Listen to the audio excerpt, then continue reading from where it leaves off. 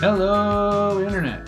I'm Matt. And I'm Monster Punter. And this is the Parallax Scrolling Podcast, where we give you our perspective on video games and the news that affects them. It's been a month. The holiday season got really crazy this last year. So it was kind of hard to find time for us to sit down and record anything. In fact, we haven't really seen each other, period, in the last month. It's been hard. It hasn't really been able to do much. So we back, baby. Yeah. So we got video games to talk about. This particular episode is going to be a shorter one because we're just going to talk about our top games of 2024. Because we figured if we're going to do our top games of 2024, we should let the year finish first. Unlike certain award shows that don't understand that, we're not going to throw shade. Yeah, I mean, like, they're the only award show that happens before the year is actually done. Like, if you look at any other award show that is, like, major, so, like, the Oscars or... Tony, Emmy. Yeah, they all are all conducted in February? Something like that? Almost like they want everything to come out first so they can figure it out. Huh? Yeah, weird. Right. But yeah, so we're going to do that. In our real quick video game downtime recap, I have finished Lords of the Fallen. I've actually finished it twice because I was trying to get multiple endings. It's actually quite dreary and will require much greater explanation. It's like a different video to go into, like how it's actually good that it's bad, kind of thing. How the endings are bad. Yeah. So we'll do that another time. However, I did play a little bit of Helldivers 2, having fun with that. But I also started up Armored Core 6: Fires of Rubicon, and that game is awesome, and I'm loving every minute of it. So that's pretty much my end. How about you? Doing fine. I beat Metaphor ReFantazio. It is excellent. Very, very good. Go. It has a lot of the Persona DNA in it, but some of the stuff that was annoying with the social links has been changed a bit. The fact that any character could be any archetype, although not every archetype is best for any character. So I mean, like, you can play the game however you want. Archetype being class. Yeah. For RPG people. So that's fine. But some characters are better for some archetypes than others. Let me just put it to you that way. But you pretty much have anybody do whatever you want. Okay. Cool. Well, then we should just get right into it, and we're going to start talking about our games of 2024, our top games. We don't have a top 10 because, some of the games we played last year didn't come out last year.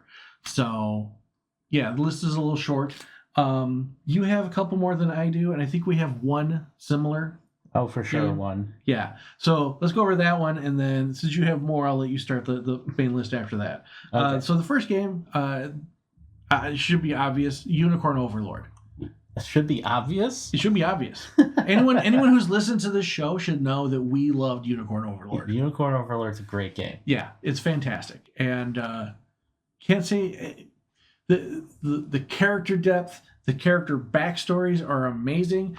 Literally my only drawback is everybody gets a wonderful, complex, unique story with very specific other characters in your army. And they flesh out, and they're very wonderful. But everybody who has a level 3 romance or heart option with the leader. It turns into a romance thing at the end. And if you've already performed a certain ceremony, you are attached to someone else. And they always end with, "Oh, that was a dream. I'm glad I didn't go through that." It's like, that's dumb. Like that shouldn't have had anything to do with the heart system.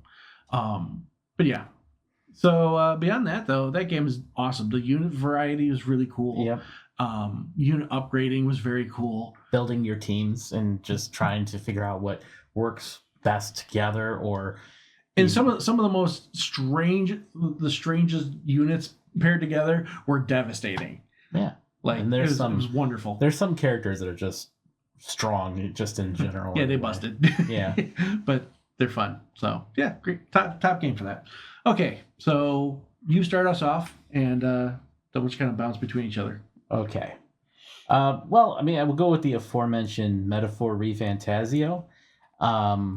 I said a little bit about it already in this podcast, but I love the fact that you don't, once you're above a certain level, you could just kill enemies on the field and it doesn't matter. I do like that when RPGs do that. That's really cool. So you don't have to go into the fights. As per the normal with Atlas anymore, the style of the game is very striking. The story is very mature and good. I don't want to give too much away, but every character feels weighted in the world.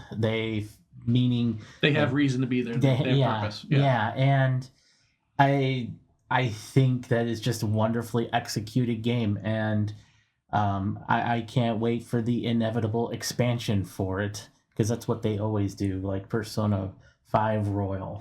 Right, but if they don't, it's not the end of the world. Yeah. It's still a fantastic game as a standalone. Yes. Awesome. Recommended for sure. Okay. Well, so I'm going to go with one I've talked about on the podcast before. Actually, I've talked about all these on the podcast before, but I'm going to go with The Legend of Zelda Echoes of Wisdom. It is a very well done Zelda game. You can easily break it without trying too hard. But I think that's intentional. And it was just a really fun game. It's a really good story. And I don't know if this actually fits into the mythos or the lore that they've been trying to cobble together for the Legend of Zelda games, but it's a nice side story, if anything. It's very fun, very fun. And it was nice to play Zelda once. You know, like, how many times you've been like, oh, it'd be kind of cool to play as her one time just to see what the story's like from her perspective. It was cool. Cool. Well, I will go with Final Fantasy VII Rebirth. I have not finished that game, but I'm like 100 hours in. Right, and our requirement is that we've played it, not beat it. Yeah. So, and my only gripe about the game is it's too massive. I would have liked it to be a bit more focused, but the graphics are great. The characters are very well fleshed out. Again, I mean, it's not like we're dealing with new characters here, but when you're splitting one game into 3, there's a lot more time to talk about individual things and bring things into the story that weren't there before. It's just an excellently executed game. Suggest it to everybody. Other than the one gripe, I don't have anything bad to say about it. Okay. Well, these next 2 games that I will talk about on my list, not immediately, but the next 2 ones on my list, are on my list not because they are truly stellar games, because I've talked about my gripes with these games before, but because they came out last year and I played them. So, but compared to everything else, they are up there. They're A and B rated games, not. And still we're talking about. So the first one I'm going to go with is Iodine Chronicles 100 Heroes. I figured that was coming. Yeah, I mean, it harkened back to Suikoden 1. It was a good RPG system. It definitely had some flaws. But otherwise, I really did like that game. And I had a nice, simple time enjoying it and building a party that was ridiculous. And I think that's always kind of a nice thing. And being able to build your own base and fortify it and expand it with the shops and everything was really fun. And honestly, the one mini game where you play cards was really, really fun. The Beyblade one, but the other one was really, really cool. So, yeah. All right, so I'm going to go with one that you probably didn't see coming, and it's a remake of an older game, and I've played it with my friends online. I've always been a fan of the Age of games on PC, and they came out with Age of Mythology Retold, and I think it's great. I mean, it's a little old school in its execution, but that's not a bad thing in my opinion. Yeah, old school isn't bad school. Yeah. They're coming out with new gods that you can have. There's more pantheons than I remember from back in the day. I think the way each civilization is, or I should say pantheon is different, is really cool. and I just enjoyed it. I played with my friends quite a bit, and we'll probably continue to. Awesome.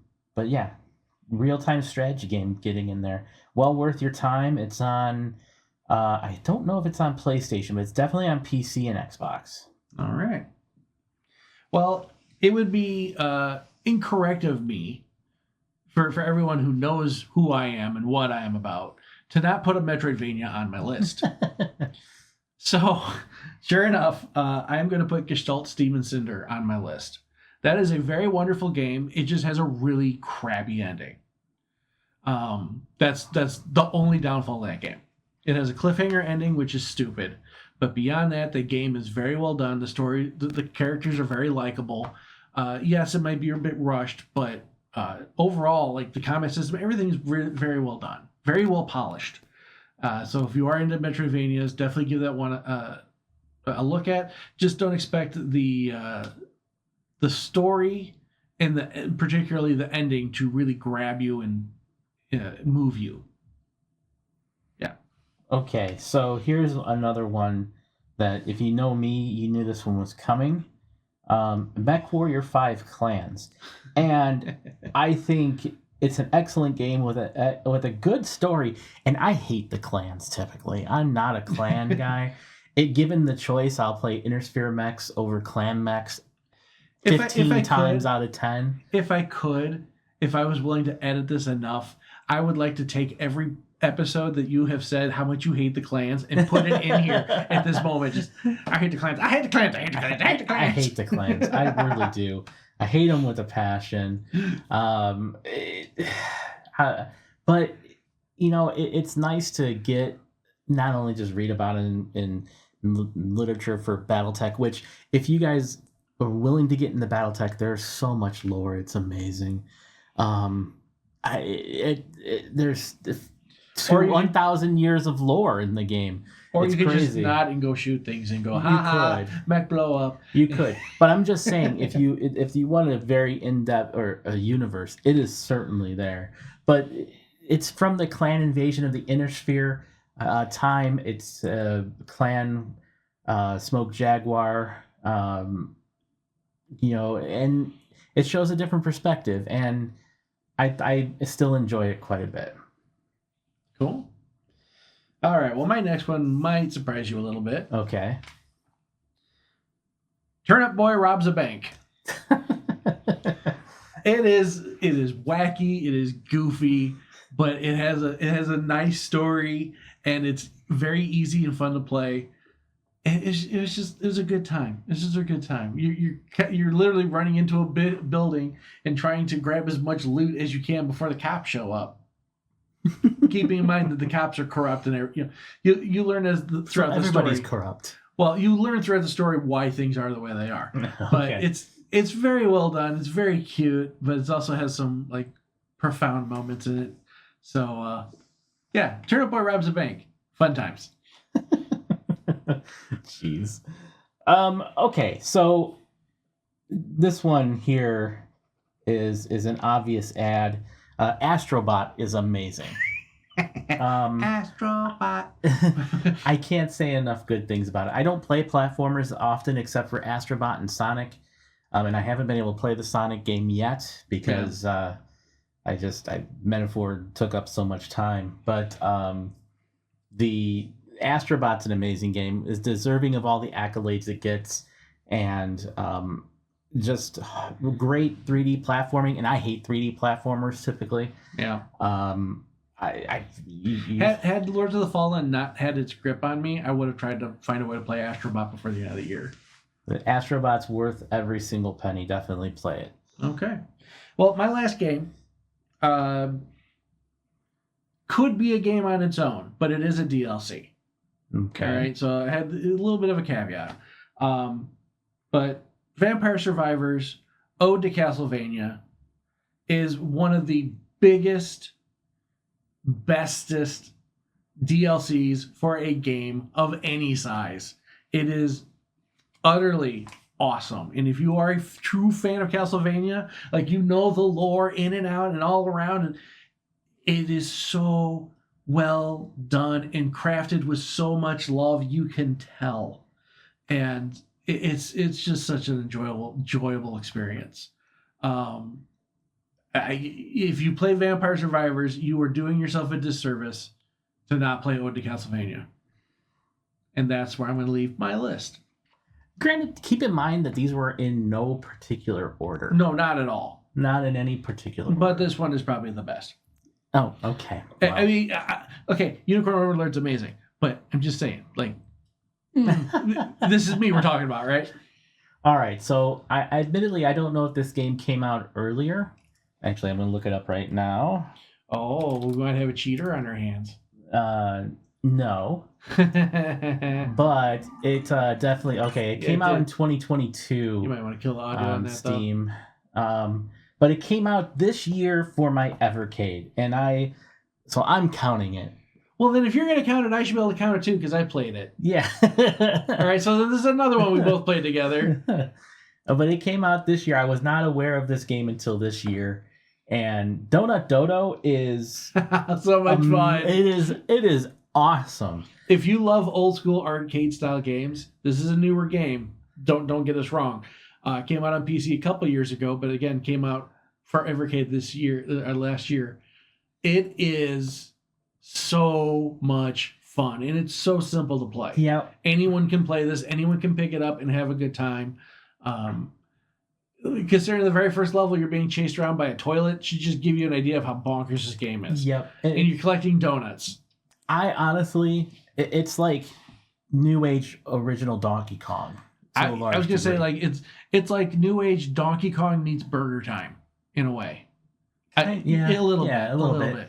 But yeah, if you guys want to play a great game that is not very expensive, and you don't have an Evercade, which everybody should. It's on Steam. It is on Steam. We're looking at it right now. It's $8. But that's still worth the price. Yeah, absolutely. It's an excellent game. I highly suggest it, and I wanted a surprise in my list, and I think this one definitely. Yeah, no, I'll count this one. But again, I was like, oh yeah, I played that too, so I should be able to put that on my list. So yeah, okay. All right, well that's gonna be it for this episode. Let us know what your top games of 2024 were. We want to keep building up this community. We really love what was going on here, and we want to make 2025 an even better year for this channel than it's been. Even though it's been fun up to this point, It's still fun, and we're going to keep having fun. But let's keep growing, right? Sure. So that means you need to insert algorithm appeasement mode here. Please like, comment, and subscribe, and hit the bell icon, and let us know when the next video comes out, and give us money. Oh gosh. No. You will eventually, because we will get something like a Patreon to help. You guys can help us support this and grow it even further. Either that or we can get big enough to where we'll start getting money paid to us by. Well, that too. But like, I think at the same time, it's one of those, if we could do something where we could commit to a program where you guys give us money that we can feed back to you in some way, that sounds cool. Oh, like to make you cool things. That'd be fun. But we'll see. Yeah. Time will tell, right? Time will always tell. But in the meantime, have yourselves a fantastic week. Have yourselves an awesome time playing your video games. And we'll see you in the next one. Later. Nah, we're not starting off the year with that nonsense. Take care. Later.